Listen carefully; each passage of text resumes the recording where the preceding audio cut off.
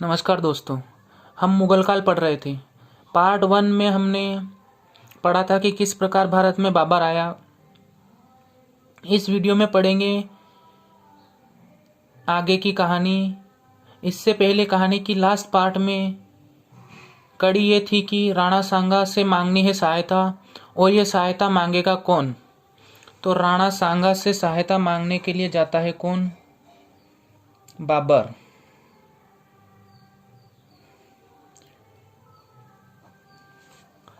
और इनको ऑफर देता है कि दिल्ली के जो अपने राजा है इब्राहिम लोदी को हराना है, और अपन दोनों 50-50 का राज्य बांट लेंगे, अपने आधा आधा दोनों कर लेंगे। बाबरनामा के अनुसार महाराणा सांगा एक बार उनके इस ऑफर को स्वीकार कर लेते हैं और वो हाँ कर देते हैं बिना सोचे। लेकिन जब राणा सांगा अपने मंत्री और सेनापतियों से बैठकर परामर्श करते हैं तो उनके सेनापति उनसे कहते हैं, आपका दिमाग कहाँ है? आप खुद इतने बुद्धिमान हो, इतने महान हो, आपने 2 बार इब्राहिम लोदी को पराजित कर दिया है, और आप इस बाबर की सहायता लोगे। आपको हम पर विश्वास नहीं रहा, एक बार ऑर्डर तो दे के न देखो, हम खुद हटा देंगे इब्राहिम लोदी को। तो सांगा का दिमाग हो गया चेंज। अब बाबर को हो गया था ओवर कॉन्फिडेंस कि मेरी मदद करने सांगा भी आ रहा है। तो बाबर क्या करता है कि 4 दिन पहले पहुंच जाता है कहाँ? पानीपत के मैदान में। मैंने पहले ही कहा है कि जो बाबर है आदमी बहुत एडवांस है, ये पैदा भी एडवांस हो गया था, हर काम एडवांस में करता है। तो 4 दिन पहले पहुंच गया पानीपत के मैदान में। अब क्या स्थिति बनती है? अपने पानीपत का जो मैदान है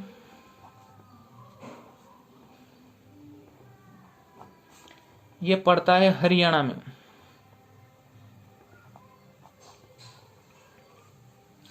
बड़ी बड़ी लड़ाइयाँ अधिकतर हरियाणा में होती है। और इधर से अपने आ रहे हैं बाबर भाई साहब, जो 4 दिन पहले बैठे हुए। लगभग 12,000 सेना इसकी ने, 20,000 आलम की और 20 दौलत की, लगभग 50,000 सैनिक लेके वर्सेस इधर कौन है? अपने इब्राहिम लोदी। इसके पास है 5 लाख की सेना। 3 लाख तो जिसमें है सवार सैनिक, यानी जो घोड़े पे और हाथी पे सवार है 3 लाख, और 2 लाख सैनिक थे साहब पैदल। तो 3 लाख तो थे सवार जो हाथी घोड़े पर थे, और ये 5 लाख की सेना। अब बाबर क्या करता है? 4 दिन पहले आ गया मैदान में। अब वो इंतजार करता है राणा सांगा का। हर दिन सुबह उठ के ने जैसे ही आवाज आती है थोड़ी सी भी, तो उठ के ने देखता है ये कि सांगा आया, सांगा आया, सांगा आया। लेकिन सांगा तो नहीं आता है। और 1526 ईस्वी को 21 अप्रैल 1526 का दिन था, सुबह सुबह का। और अपने इब्राहिम लोदी देखता है कि सांगा आया, सांगा आया, लेकिन सांगा तो नहीं आता है। और 5 लाख की सेना आ रही हाथी घोड़े के साथ। तो ये बाबर क्या करता है कि अब सांगा तो आया ही नहीं था, तो बाबर ने क्या किया उन 3-4 दिनों के टर्म में कि उसने एक खाई खुदा दी उस पानीपत के मैदान में, इधर थोड़ी बीच में एक खुदा दी साहब बाबर ने खाई। और इसके 2 महान तोपची, आपको ध्यान रखने, ये क्वेश्चन आता है कि बाबर के पानीपत के प्रथम युद्ध में जो 2 महान तोपची थे उनका नाम था। तो एक तो था मोहम्मद मुस्तफ़ा, और एक और भाई साहब थे ये अली बंधु उस्ताद। ये दोनों बाबर के प्रमुख तोपची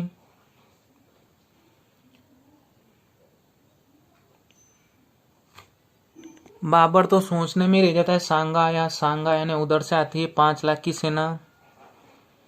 जैसे ही बाबर ने देखा तो सोचा कि बाप रे, मारेगा न ठोकेगा, अब तो कुछ न कुछ तो करना ही पड़ेगा। तो बाबर की ये जो 2 तोपची थे, बाबर के पास थी 12 तोपें, और ये तोपें ही सारा कमाल करेगी। अब कुछ सैनिक तो इन भाई साहब के इधर से आते हैं जो गिर जाते हैं खाई में, और 12 तोपों का यूज़ करने से भारत के जो हाथी घोड़े थे उन्होंने इससे पहले कभी तोपों की आवाज़ नहीं सुनी थी, ना ही बारूद की। तो वो घबरा जाते हैं और हड़बड़ाहट में अपनी ही सेना को कुचलने लगते हैं, यानी इब्राहिम लोदी की सेना को इधर उधर भागने लगते हैं। और इस प्रकार इब्राहिम लोदी की, दिल्ली का एकमात्र ऐसा शासक था दिल्ली सल्तनत का जिसकी मृत्यु युद्ध भूमि में हो जाती है। इसकी किसी ने उम्मीद भी नहीं की थी कि इब्राहिम लोदी हारेगा। हालांकि जो बाबर था उसने इस युद्ध में तुलुगमा युद्ध पद्धति तोपखाने का, और इसका साथ दे रहा था शेवानी खां, जो इसके क्या थे, पद्धति का भी प्रयोग किया था। शेवानी खां इसके जीजाजी भी साथ में थे इसके। एक बार समझा देता हूँ मैं आपको कि तुलुगमा युद्ध पद्धति क्या होती है। जैसे मान लो कि एक सेना है, एक और सेना, ये सेना 1 है, ये सेना 2 है, ये अपने बाबर की सेना, ये इब्राहिम की सेना। तो इसके पास जितने भी सैनिक थे वो प्रत्यक्ष रूप से आते हैं सामने लड़ने। और ये बाबर क्या करता था, ये कहाँ से सीखी थी इसने तुलुगमा युद्ध पद्धति? शेवानी खां से। और शेवानी खां कहाँ का था? उज्बेक से। और उज्बेकों ने पद्धति सीखी थी ईरान से। अब ये बाबर क्या करता है कि इधर साइड में रहती है पहाड़ियाँ, कुछ पेड़ रहते हैं हल्के हल्के, इधर भी पहाड़ियाँ और पेड़ है। तो अपने लगभग 3-4 हजार सैनिक इधर छुपा दिए, 3-4 हजार इधर छुपा दिए, 3-4 इधर छुपा दिए, और 4-5 हजार इधर छुपा दिए। और जो बचे सैनिक उनको तो प्रत्यक्ष रूप से युद्ध करने के लिए उतार देता है सामने। और ये जो 3-4 हजार सैनिक है, ये क्या करते थे कि इधर से जब भी कोई आएगा, सैनिक ऐसे इधर से आएंगे तो उनका ध्यान इधर ही रहेगा सामने, आगे पीछे थोड़ी देखेंगे, और आगे पीछे से कर देते थे आक्रमण। यानी ये जो छुप छुप के मारने की कला थी ना, ये कौन सी पद्धति है? तुलुगमा युद्ध पद्धति। इसको हम ऐसा भी कह सकते हैं कि सेना की कुछ टुकड़ी को साइड में छुपा कर रखना और उसके द्वारा विपक्षी सेना पर हमला करना, ये कौन सी पद्धति है? तुलुगमा युद्ध पद्धति। और इस युद्ध पद्धति के क्वेश्चन पूछे जाते हैं प्रत्येक कंपटीशन एग्जाम में। और बाबर इस युद्ध में जीत जाता है, और जीतने के बाद बाबर जाता है काबुल। ये भाई साहब पधार जाते हैं काबुल, और वहां जाकर ये जनता में चांदी के सिक्के वितरित करता है और उपाधि धारण करता है कलंदर की। तो आपसे पूछा जा सकता है कि बाबर ने कलंदर की उपाधि किस युद्ध के बाद धारण की, ऐसा भी पूछा जा सकता है। और कहाँ धारण की, तो ये कहाँ धारण की? काबुल में। और चांदी के सिक्के भी कहाँ वितरित किए थे उसने? काबुल में। अब वहां से आकर ने आ जाता है दिल्ली की सत्ता में। कौन? बाबर। अब आ गया बाबर दिल्ली की सत्ता में। कौन है दिल्ली में? बाबर। बाबर के दिल में बदले की आग, और बदले की आग किससे बदला लेना है? राणा सांगा से। क्योंकि उसने बुला लिया इसको युद्ध के मैदान में और खुद मदद करने नहीं आया, सहायता नहीं की बाबर की। बाबर अपने ग्रंथ बाबरनामा में लिखता है कि जो महाराणा सांगा है ये विश्व विजेता बन सकता है। ये क्वालिटी लिखता है इनकी, बहुत खतरनाक आदमी महाराणा सांगा। अब हम एक बार देख लेते हैं कि बाबर द्वारा किए गए प्रमुख युद्ध कौन कौन से थे। तो सबसे पहले 1519 में इसने किया था भेरा का अभियान, जो मैंने आपको समझा ही दिया पार्ट 1 में। जिसने भी पार्ट 1 नहीं देखा है पहले वो पार्ट 1 समझे, फिर पार्ट 2 पे आए। 1526 में पानीपत का प्रथम युद्ध 1527 में दो युद्ध करता है। एक तो करता है 16 फरवरी को बयाना का युद्ध। बयाना का जो मैदान है भरतपुर में पड़ता है, तहसील पड़ती है रूपवास। और 17 मार्च 1527 को युद्ध करता है खानवा का युद्ध। इस खानवा के युद्ध में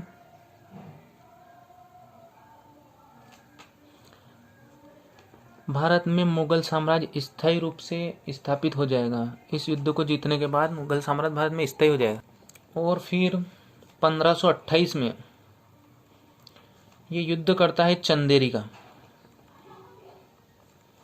1529 में घाघरा का, नदी के पास वाला क्षेत्र है। घाघरा का मतलब आप कुछ और ना समझे। 1530 में क्या होता है, सो जाता है, यानी मर जाता है, कोई युद्ध नहीं करता है। तो अब मेन युद्ध आपको ध्यान रखने हैं इसके। एक तो पानीपत का, एक खानवा का, एक चंदेरी का, और एक और क्या, घाघरा का। इसको आप ऐसे याद कर सकते हो कि 26 में उसने पानी पिया, 27 में खाना खाया, 28 में चाय पी, 29 में घर गया और 30 को सो गए। ट्रिक है याद करने की। बाबर के प्रमुख युद्ध हम ऐसे याद कर सकते हैं। अब बाबर को चाहिए बहाना महाराणा सांगा से भिड़ने का। तो यहाँ अपने मालवा में एक मैदान है, पीलिया खार।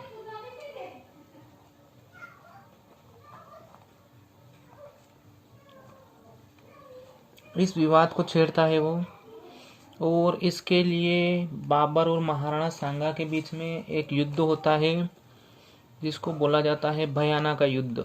बयाना का युद्ध जो कहाँ होता है, भरतपुर में। लेकिन इस युद्ध में ना तो राणा सांगा मौजूद थे, न ही बाबर मौजूद था, और बाबर की तोपें भी इस युद्ध में नहीं थी। ये युद्ध होता है 16 फरवरी को, और कब, सन 1527 में। अब बाबर की तरफ से इस युद्ध को उसका दामाद, जिसका नाम था ख्वाजा मेहंदी राय, ये नेतृत्व कर रहा था बाबर की सेना का। और इधर भी महाराणा सांगा भी नहीं थे।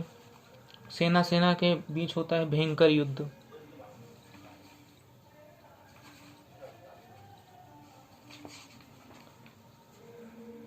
दोनों सेनाओं के बीच होता है भयंकर युद्ध। इस युद्ध में महाराणा प्रताप की सेना ने बाबर की सेना को जबरदस्त टक्कर दी, और अपना इंट्रो देते हुए बाबर की सेना को कूट कूट कर भगा दिया। राणा सांगा की सेना और बाबर की सेना के बीच हुई लड़ाई में बाबर की सेना में राजपूतों की सेना का इतना खौफ हो गया कि उन्होंने एक मीटिंग रखी कि हमें अब जब भी युद्ध होगा तो हमें राजपूतों के खिलाफ युद्ध लड़ने नहीं जाना है। बाबर को गुस्सा आया और उसने घोषणा की कि मैं 17 मार्च 1527 को पानीपत के मैदान में युद्ध करूंगा। किससे? महाराणा सांगा की, और सांगा को कड़ी टक्कर दूंगा। अब पर बाबर के जो सैनिक थे वो राजपूतों की सेना से इतने डर गए थे कि कोई युद्ध के लिए तैयार ही नहीं था। तो बाबर क्या करता है कि अपने ज्योतिष, उस ज्योतिष का नाम था फरीद, उससे पूछता है कि मुझे युद्ध करना चाहिए कि नहीं करना चाहिए।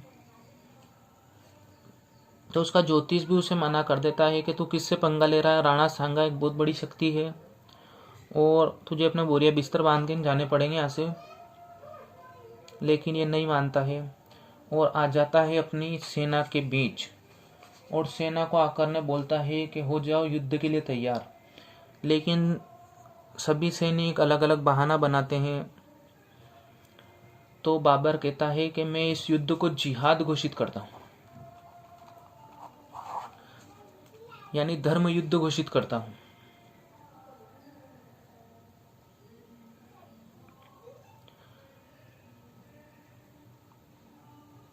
बाबर के सैनिक उससे कहते हैं कि तू कब से धर्म के लिए युद्ध करने वाला हो गया? तू जब से पैदा हुआ तब से ड्रम का ड्रम दारू पीता है, पानी की तरह प्याले भर भर के ने तू दारू पीता है, अफीम खाता है, और तू हमें धर्म के लिए युद्ध करने की शिक्षा दे रहा है। तो ऐसा माना जाता है कि बाबर उसके बाद उनके सैनिकों को रिप्लाई देते हुए कहता है कि यदि हम इस युद्ध में पराजित हो जाते हैं तो हम ये समझ लेंगे कि हम अल्लाह को कुर्बान हो गए, और यदि हम जीत जाते हैं तो मैं गाजी की उपाधि धारण करूंगा, और मैं अभी ही अपने जितने भी ड्रम, जितने भी दारू के बर्तन सब तोड़वा देता हूँ। सेना को विश्वास नहीं होगा, साला बहुत जल्दी बदल गया यार ये तो। बाबर ने अपने सारे बर्तन तोड़वा दिए। अब इन मुसलमानों में एक बात है कि जब कोई भी बात इनके धर्म पे आ जाती है तो सारे इकट्ठे हो जाते हैं, फिर नहीं डरते हैं। सारे सैनिक मान गए साहब, अब जाएंगे युद्ध करने किससे? महाराणा सांगा से। कौन से मैदान में? खानवा के मैदान में। अब देखते हैं अपने राणा सांगा क्या कर रहे हैं। राणा सांगा अपनाएंगे एक प्रथा जिसको बोला जाता है पाती पर्वन प्रथा। एक मिनट, ये हिल डुल रहा है। इस प्रथा में जितने भी राजपूत थे वो सब इकट्ठे होकर ने एक साथ युद्ध करेंगे। किससे? बाबर से। अब महाराणा सांगा का इतना दबदबा था उस टाइम पे कि 7 तो शासक इसके अधीन थे राणा सांगा के, और लगभग 12 राव इसके अधीन थे, और 104 सरदार। यानी आज का जो राजस्थान है, एमपी, गुजरात और हरियाणा, यहाँ तक के जो शासक थे वो महाराणा सांगा के अधीन थे। अब देखते हैं हम क्या स्थिति बनती है। खानवा का मैदान, भरतपुर, 17 मार्च 1527 की तारीख को। इधर अपने आगे है राणा सांगा वर्सेस बाबर, जहीरुद्दीन मोहम्मद बाबर। अब मैंने एक चीज़ तो आपको बताई दी, बाबर का टॉपिक स्टार्ट होते ही नहीं कि ये आदमी पैदा ही एडवांस हो गया था। इस मैदान में आ जाता है ये 4 दिन पहले, और अपनी तोपों को कर देता है सेट। इसके पास कितनी तोपें थी मैंने बताई थी आपको, इसके पास थी 12 तोपें। कितनी तोपें? तो ये उसने अपनी तोपों को कर दिया सेट। सब तोपों को उसने बांधा है, कैसे भी रस्सी से सबका कनेक्शन कर रखा है। ऐसे करके बाबर ने अपनी तोपें लगा दी 12 ही। अब आप बोलोगे सर ये तो 4 ही हुई, एक काम करो, 3 का गुणा कर लो, हो जाएगी 12। तो ये 12 तोपें वो युद्ध के मैदान में कर देता है सेट, और आ जाता है 4 दिन पहले। अब अपने राणा सांगा जिन्होंने एक प्रथा अपनाई थी पाती पर्वन, इस पाती पर्वन प्रथा में इनके साथ साथ एक तो थे चंदेरी के, ये सारे राजपूत इनका साथ दे रहे। चंदेरी के शासक जिनका नाम था मेदिनी राय। दूसरा एक आमेर के शासक थे, आमेर के शासक थे जिनका नाम था पृथ्वीराज कछवा।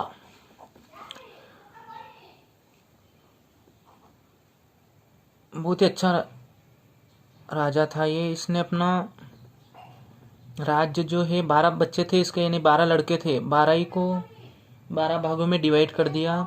अंत में कोई जब राणा सांगा की मदद करने यानी युद्ध में नहीं आए तो ये खुद ही लड़ने आ जाते हैं। और फिर नंबर आता है अपने बीकानेर। यहाँ के जो शासक थे वो थे रावजेत सिंह। लेकिन ये युद्ध के मैदान में नहीं आते हैं, ये भेजते इनके पुत्र को जिसका नाम था कल्याणमल। चौथा नंबर आता है जोधपुर का। यहाँ के शासक थे गंगा या गंगा बोला जाता है, चलेगा थोड़ा बहुत। और ये भी अपने पुत्र को भेजते हैं मालदेव को।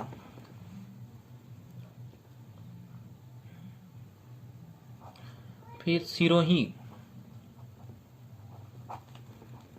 सिरोही के शासक थे अखेराज।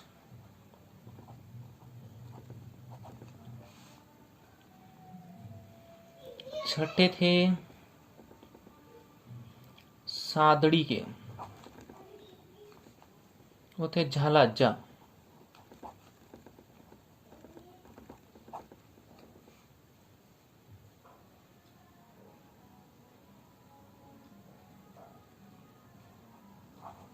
और एक मेवात के थे हसन खां मेवाती। और इनके साथ वो जो इब्राहिम लोदी था उसका भाई भी था महमूद लोदी।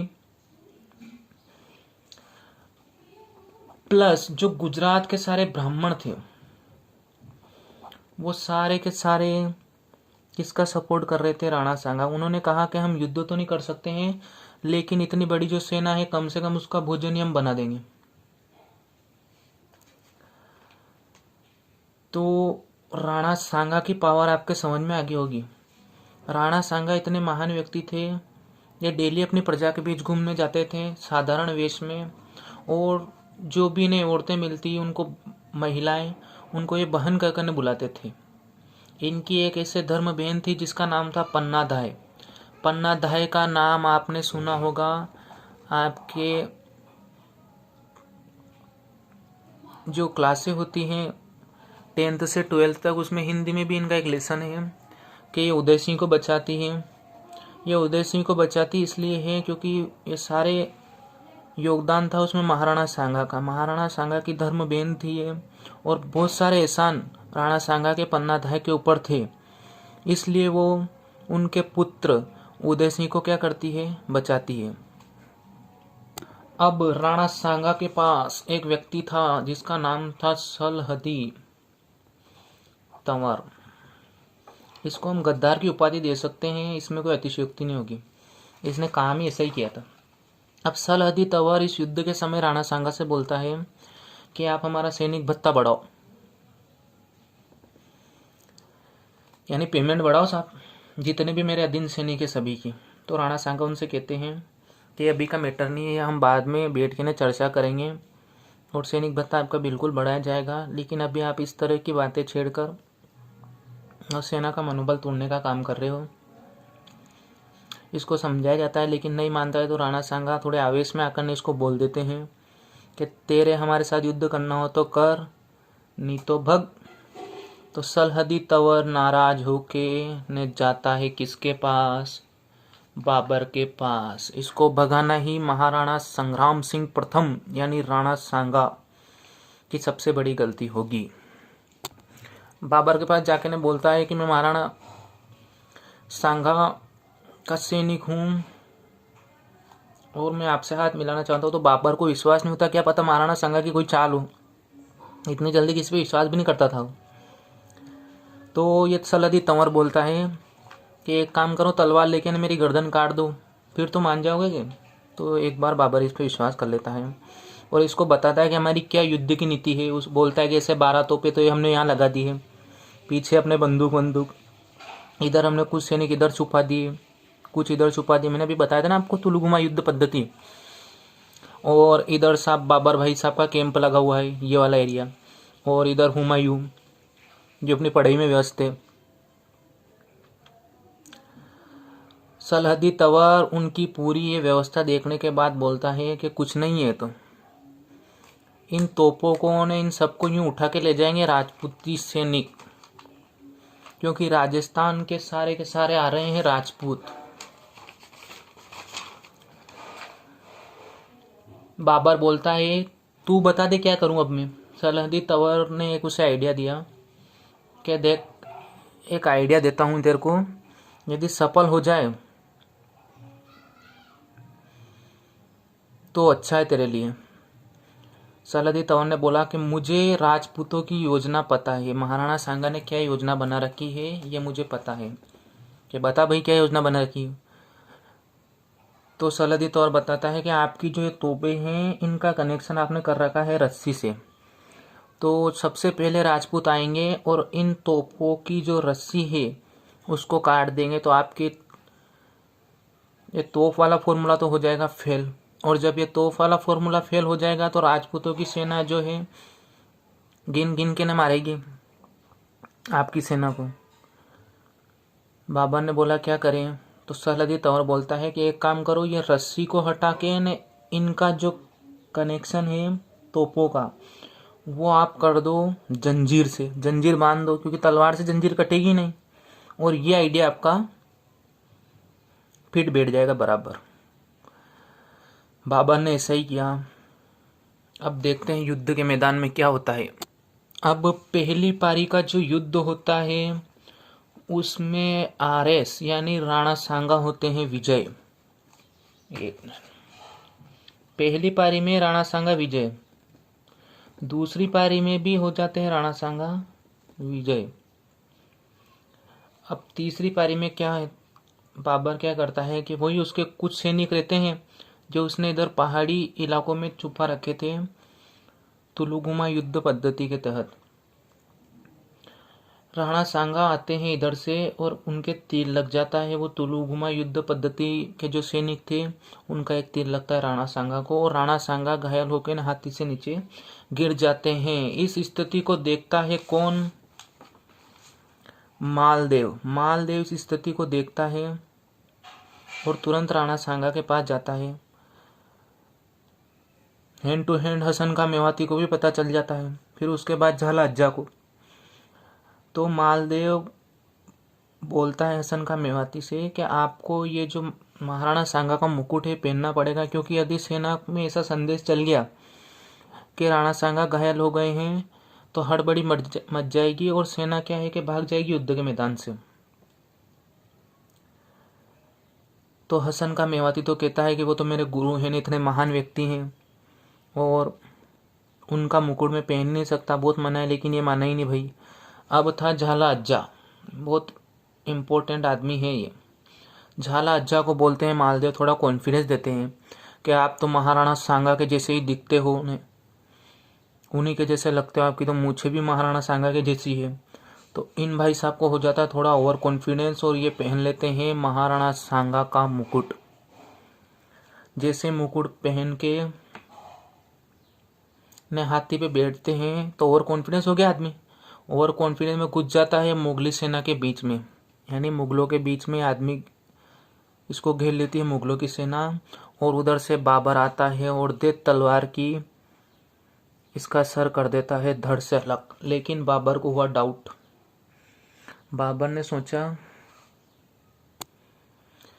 बाबर को होता है डाउट कि राणा सांगा इतने महान व्यक्ति, एक ही तलवार में उनका सर धड़ से अलग तो हो ही नहीं सकता।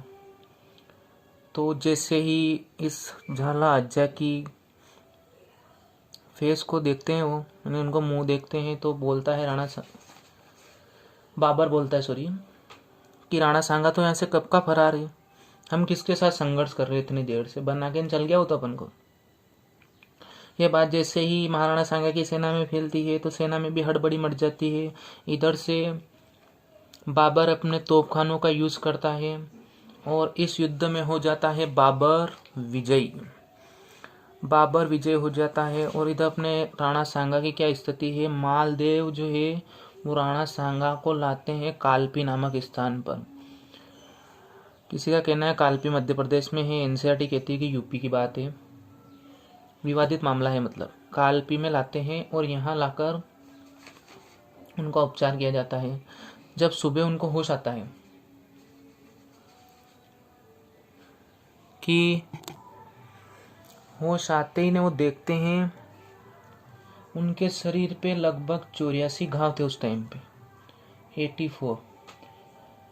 कभी युद्ध में उनका हाथ खराब हो गया, कभी पाँव खराब हो गया, और 84 घाव नजर आ रहे थे। मतलब युद्ध करने की स्थिति में नहीं थे और बिल्कुल विपरीत स्थिति थी। लेकिन उठते ही नहीं, वो बोलते हैं ये कहाँ है वो बाबर, और प्रतिज्ञा लेते हैं पानी लेकर कि मैं जब तक मेवाड़ में प्रवेश नहीं करूँगा, जब तक मैं बाबर को पराजित नहीं कर देता हूँ। तब तक इतने में उनको संदेश मिलता है कि चंदेरी का शासक जो है मेदिनी राय, उसने की थी महाराणा सांगा की हेल्प, और इसको ऊपर आक्रमण करने जा रहे हैं कौन, बाबर। बाबर हमला करेगा चंदेरी के शासक मेदिनी राय पर, क्योंकि इसने किसकी सहायता की थी, राणा सांगा की।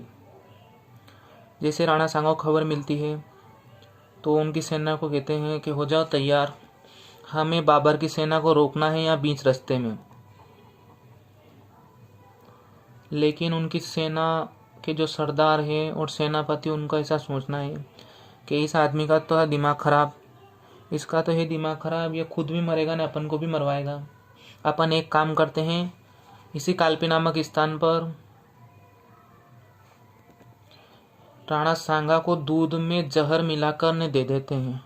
लेकिन राणा सांगा इतने महान व्यक्ति थे, 84 घाव उनके शरीर पर, और ऐसे आदमी को जहर से भी कोई फर्क नहीं पड़ता, ये थे ही इतने महान।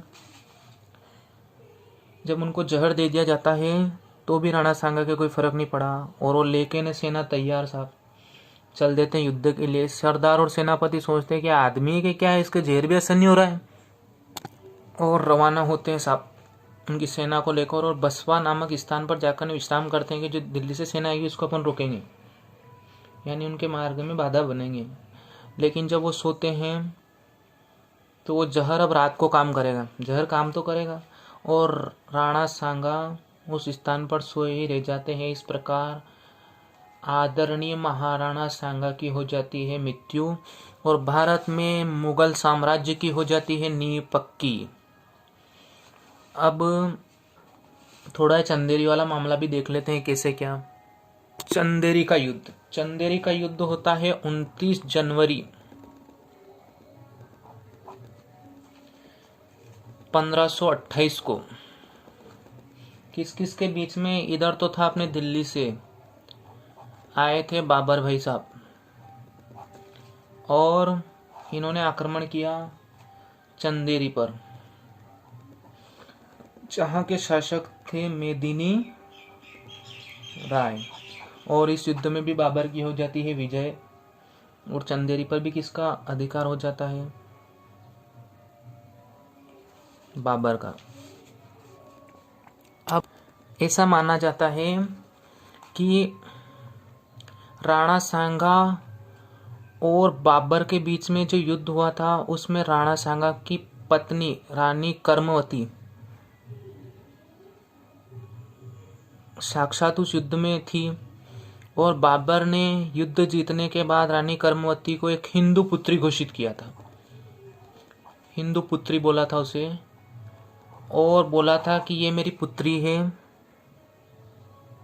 ये वही रानी है जो हुमायूं से सहायता मांगेगी, क्योंकि हुमायूं किसका लड़का है, बाबर का, और हुमायूं की बहन कौन हो जाएगी, रानी कर्मवती या कर्णावती। का लास्ट युद्ध देख लेते हैं हम, जो है घाघरा का युद्ध।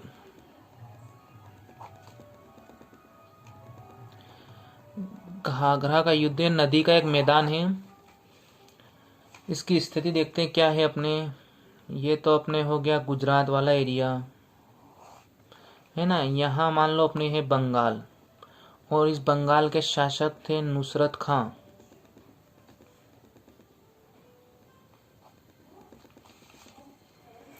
नुसरत खां, और इधर थे अफगान। इन अफगानों को पता चलता है कि भारत में बाबर ने तहलका मचा रखा है, तो ये भी भारत में अपने स्थापित करने के लिए, यहाँ अपने दिल्ली का शासक कौन, बाबर। इधर से आते हैं अफगान, जिनका युद्ध होता है किसके साथ, बाबर के साथ। यहाँ अपने है गंगा नदी, ये मान लो कि आप गंगा नदी, ये भारत का पहला ऐसा युद्ध है जो नावों के द्वारा लड़ा गया था। आधा तो कहाँ हुआ था, ये पानी में और आधा स्थल पर, यानी आधा युद्ध धरती पे हुआ था और आधा पानी में हुआ था। ऐसा पहला युद्ध है, तो आपके से ऑब्जेक्टिव बन सकता है। भयंकर युद्ध होता है और इस युद्ध में भी विजय होती है किसकी, बाबर की। बाबर जीत जाता है। इधर नुसरत खां भी, इसको लगता है कि उनको तो भगा दिया, मैं क्या लड़ूंगा, तो ये भी संधि कर लेता है किससे, बाबर से। और बाबर की मृत्यु ऐसा माना जाता है कि 26 दिसंबर 1530 को हो जाती है। बाबर का अध्याय समाप्त। अब हम पढ़ेंगे हुमायूं को वीडियो के नेक्स्ट पार्ट में। आप सभी इस वीडियो को शेयर करें, लाइक करें, सब्सक्राइब करें और बेल आइकन पर क्लिक करें। इस चैनल पर आपको पूरी हिस्ट्री करवाई जाएगी।